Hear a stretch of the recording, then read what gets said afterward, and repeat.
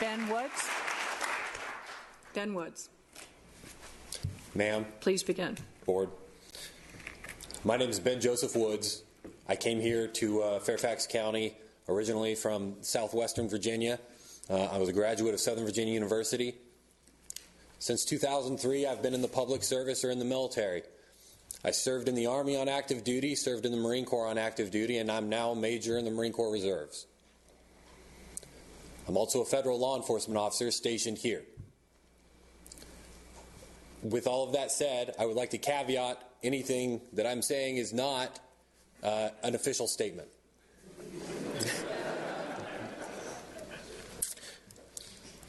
I want to address to the board a little bit of a darker topic here that most people have been unwilling to talk about. Virginia is at a boiling point.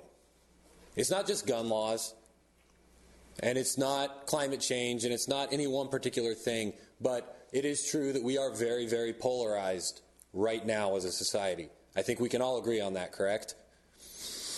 Yeah.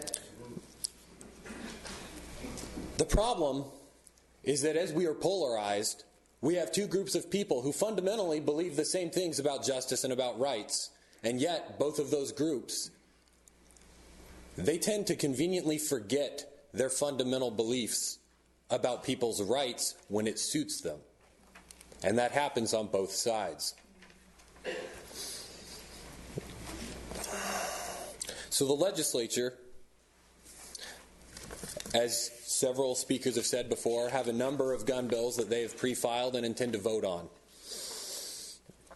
These bills have been called reasonable by their advocates, and they have been called draconian or unconstitutional or any number of things by their opponents. I'm not going to address the bills themselves.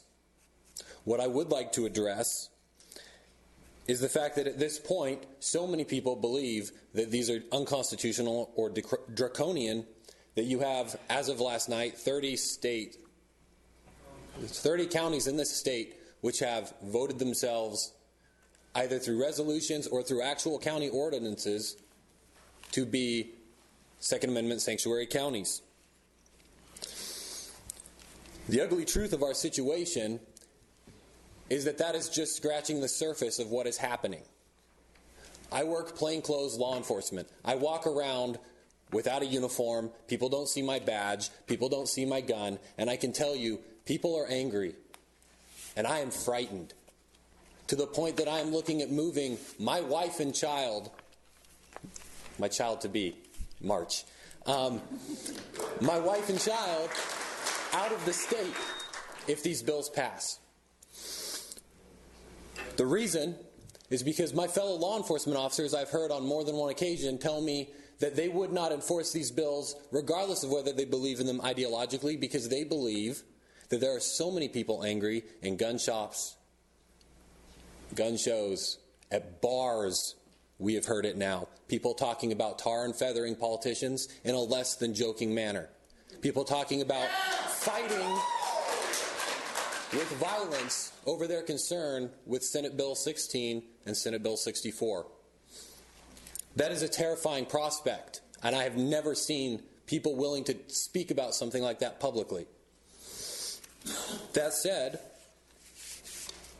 as a law enforcement officer, I empathize with concerns people have over gun violence, and it has touched my family very closely, as my wife Jennifer is a graduate of Columbine High School. I will not go into her personal relationships with the people that she lost, but years and years later now, she still looks at that event with terror and at the same time finds herself being extraordinarily pro-gun. My wife is a scientist. She is an astrophysicist. She's much smarter than I am, but not smart enough to know she shouldn't have married me. She constantly reminds me that we must, as a society, let reason rule emotions when we are making laws and when we are enforcing law. Emotion should come into play when we are granting mercy, but not when we are trying to decide who we are going to crucify. Ben, your red light has been on for some time. If you could just please sum up. Yes, ma'am. The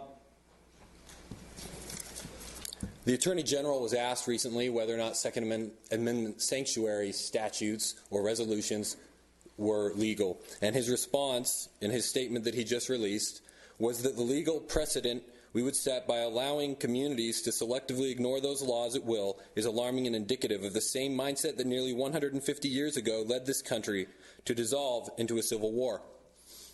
I have corrected his statement to reflect where we truly are sitting today. What his statement should have said is that the legal precedent we would set by allowing the legislature to selectively ignore enumerated rights at will is the same mindset that 150 years ago led this country into a civil war.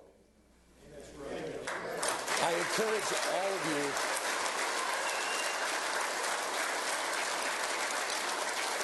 to please come together with our other counties. Thank you for your testimony. Thank you very much for your testimony.